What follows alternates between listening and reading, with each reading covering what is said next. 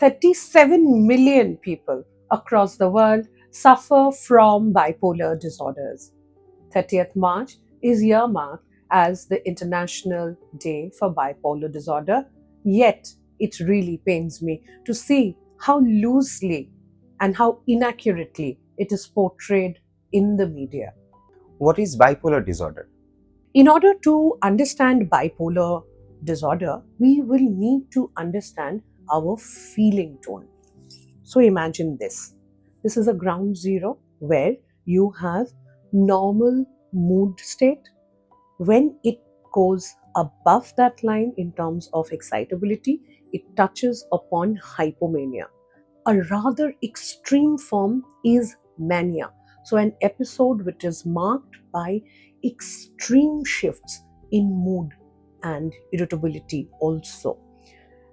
If we come to the flip side, it is marked by, on the negative end, with dysthymia, which is low mood, and when that becomes an extreme, it is depression. So bipolar disorder shifts between these two extremes, not just in terms of mood, but also in terms of cognition and biological functions. What are the symptoms of mania? Mania is characterized by very high levels of energy. So the person is completely charged up like, a full battery. There is decreased need for sleep. Appetite also often becomes increased. They are feeling very happy and euphoric. And along with that, there is an unrealistic sense of self, meaning they are talking big and they are also more talkative than usual, indulging in risky behavior, impulsive behavior. There are a whole lot of racing thoughts. They are laughing more, have a high sex drive, making unattainable plans, not even needing to sleep or rest. They feel like they are completely raring to go.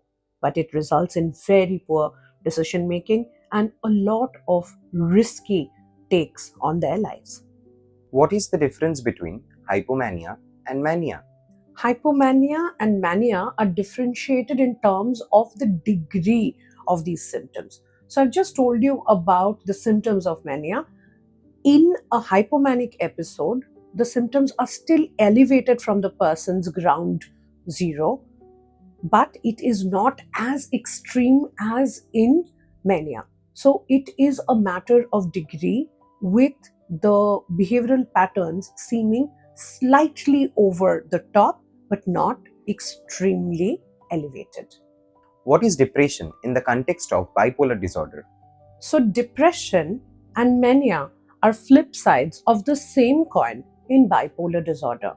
Depression here is also marked by low mood, lack of appetite, lack of sleep. There is no energy, there is loss of pleasure in activities that were found to be pleasurable earlier.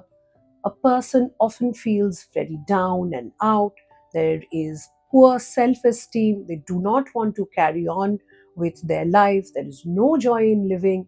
And it is a persistent pattern of mood that goes on. But in bipolar disorders, that is interspersed with manic or hypomanic episodes. How is it different from having mood swings? Mood swings are very much part and parcel of our regular experiences and everyday life, whereas bipolar mood swings are very extreme. The difference lies in terms of degree and duration. It is not as short lived as our regular reactions to situations through our feelings, which impacts our mood. But it is far more severe. It is much more uncharacteristic, and people cannot shake it out.